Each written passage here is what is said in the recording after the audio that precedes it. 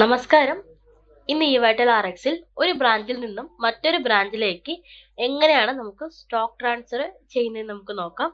അതിനായി മോറിലെ B2Bയിലെ stock transfer option choose ചെയ്തിട്ട് നമുക്ക് ഏത് ബ്രാഞ്ചിലോട്ടാണോ സ്റ്റോക്ക് ട്രാൻസ്ഫർ ചെയ്യേണ്ടത് ആ ഒരു ബ്രാഞ്ചിന്റെ ഡീറ്റെയിൽസ് ഇവിടെ കൊടുക്കുക.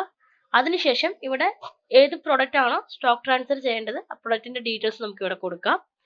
സോ എത്ര ക്വാണ്ടിറ്റി ആണ് ചെയ്യേണ്ടത് അങ്ങനെ ഡീറ്റെയിൽസ് എല്ലാം ആഡ് ചെയ്തിട്ട് ഇവിടെ സേവ് ചെയ്യാം. സോ ഇപ്പൊ നമുക്ക് ഈ ഒരു ബ്രാഞ്ചിൽ നിന്നും സ്റ്റോക്ക് ട്രാൻസ്ഫർ മറ്റൊരു ബ്രാഞ്ചിലോട്ട് സ്റ്റോക്ക് ട്രാൻസ്ഫർ ഇപ്പോൾ ഇനീഷ്യേറ്റ് ആയിട്ടുണ്ട്. ഇത് നമുക്ക് സ്റ്റോക്ക് ട്രാൻസ്ഫറിന്റെ ലിസ്റ്റിംഗ് പേജിലോട്ട് പോയി കഴിഞ്ഞാൽ ഇവിടെ നമുക്ക് പെൻഡിങ്ങിലായിട്ട് കാണാൻ പറ്റും. സോ ഇത് ഔട്ടിലോട്ട് ക്ലിക്ക് ചെയ്തിട്ട് നമുക്ക് ഇൻ ആൻഡ് ഔട്ട് ബ്രാഞ്ച് എന്നുള്ള ഓപ്ഷൻ ഉണ്ട്. സോ ഔട്ടിലോട്ട് ക്ലിക്ക് ചെയ്യുന്ന വെച്ചാൽ നമ്മൾ മറ്റൊരു ബ്രാഞ്ചിലോട്ട് ഇനീഷ്യേറ്റ് ചെയ്ത സ്റ്റോക്ക് ട്രാൻസ്ഫറിന്റെ ഡീറ്റെയിൽസ് വരും. ഇപ്പൊ സ്റ്റാറ്റസ് ഇവിടെ പെൻഡിങ്ങിലാണ്.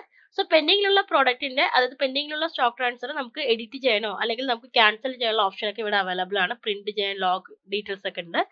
സോ ഇപ്പം വൺസ് ഈ സ്റ്റോക്ക് ട്രാൻസ്ഫർ നമ്മുടെ മറ്റൊരു ബ്രാഞ്ച് അക്സെപ്റ്റ് ചെയ്ത് കഴിഞ്ഞാൽ പെൻഡിങ് സ്റ്റാറ്റസ് മാറി കംപ്ലീറ്റഡ് സ്റ്റാറ്റസ് ആവും.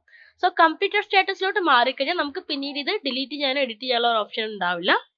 സോ ഇപ്പൊ നമുക്ക് ഈ ഒരു പെർട്ടിക്കുലർ ബ്രാഞ്ച് നമുക്ക് ലോഗൗട്ട് ചെയ്തിട്ട് സ്റ്റോക്ക് ട്രാൻസ്ഫർ റിസീവ് ചെയ്യാൻ പോകുന്ന ബ്രാഞ്ചിലോട്ട് എങ്ങനെയാണ് നമ്മൾ സ്റ്റോക്ക് ട്രാൻസ്ഫർ അക്സെപ്റ്റ് ചെയ്യുന്നുള്ള ഡീറ്റെയിൽസ് നമുക്ക് നോക്കാം. സോ അതിനായിട്ട് മറ്റൊരു ബ്രാഞ്ചിന്റെ അതായത് സ്റ്റോക്ക് ട്രാൻസ്ഫർ റിസീവ് ചെയ്യാൻ പോകുന്ന ബ്രാഞ്ചിന്റെ ലോഗിൻ ചെയ്യാൻ പോവാണ്. സോ ബ്രാഞ്ച് ടു ബ്രാഞ്ച് മാത്രമാണ് നമ്മൾ സ്റ്റോക്ക് ട്രാൻസ്ഫർ മാനുവലി ഓഫ്ലൈൻ ആയിട്ട് ചെയ്യുന്നത്. വെയർ ഹൗസിൽ നിന്നും ബ്രാഞ്ചിലോട്ട് നമുക്ക് സ്റ്റോക്ക് ട്രാൻസ്ഫർ PO ജനറേറ്റ് ചെയ്തിട്ടാണ് നമ്മൾ ചെയ്യുന്നത്.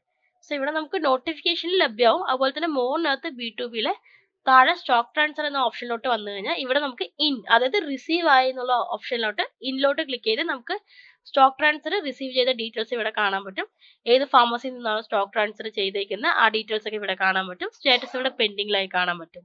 ജസ്റ്റ് അത് ഓപ്പൺ ചെയ്ത് കഴിഞ്ഞാൽ നമുക്ക് ഇവിടെ ഐറ്റം നെയിം എത്ര ക്വാണ്ടിറ്റിയാണ് റിസീവ് ചെയ്തേക്കുന്ന ഡീറ്റെയിൽസ് ഇവിടെ കാണാം. അക്സെപ്റ്റ് ചെയ്ത് കഴിഞ്ഞാൽ നേരിട്ട് ഈ പെർട്ടിക്കുലർ പ്രോഡക്റ്റ് ഇൻവെന്ററിലോട്ട് ആഡ് ആവും. ഇൻ കേസ് ക്വാണ്ടിറ്റിയിൽ എന്തെങ്കിലും മിസ്മാച്ച് ഉണ്ടെങ്കിൽ ഫിസിക്കൽ ക്വാണ്ടിറ്റിയിൽ എന്തെങ്കിലും മിസ്മാച്ച് ഉണ്ടെങ്കിൽ നമുക്ക് ഇത് റിജക്ട് ചെയ്തിട്ട് പുതുതായിട്ട് വേണമെങ്കിൽ നമുക്ക് സ്റ്റോക്ക് ട്രാൻസ്ഫർ ചെയ്യിക്കാവുന്നതാണ്. അക്സെപ്റ്റ് ചെയ്ത് കഴിഞ്ഞാൽ നേരിട്ട് ഈ പെർട്ടിക്കുലർ പ്രോഡക്റ്റ് നമ്മുടെ ഇൻവെന്ററിലോട്ട് ആഡ് ആവും. സോ ഇത്തരത്തിലാണ് branch to branch stock transfer ചെയ്യുന്നത്. ഇവിടെ നമുക്ക് അതിന്റെ സ്റ്റാറ്റസ് ഇവിടെ കംപ്ലീറ്റഡ് എന്നുള്ള സ്റ്റാറ്റസിലോട്ടും കാണാൻ പറ്റും.